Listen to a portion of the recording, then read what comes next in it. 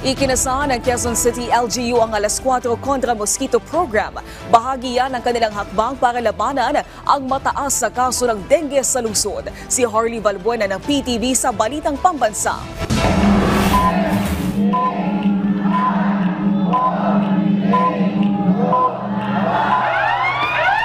Binuksan na ang alas 4 kontra mosquito program ng Department of Health sa Quezon City. Ito ang kampanya para sirain o ma-eliminate ang mga breeding site ng lamok. Kaya naman pinangunahan ni Health Secretary Ted Herbosa at Quezon City Mayor Joy Belmonte ang pagwawali sa barangay Batasan Hills.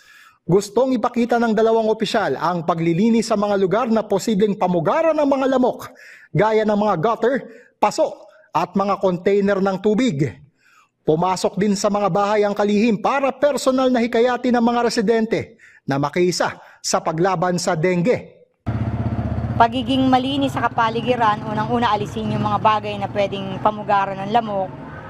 Pangalawa, i-check din po palagi yung family, member of the family, kung halimbawa medyo sumama yung pakaramdam, nilagnat, or whatever, kung 2 days na, maging aware na. Sa datos ng DOH, pumalo na sa halos 44,000 ang kaso ng dengue sa bansa ngayong taon.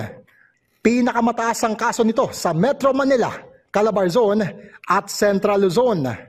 Sa Quezon City naman kung saan may dengue outbreak, 11 na ang nasawi dahil sa dengue ngayong 2025. Ang alas 4 kontra mosquito ay sabayan ding inilunsad sa iba't ibang lugar sa bansa. Mula PTV, Harley Valbuena para sa Balitang Pambansa.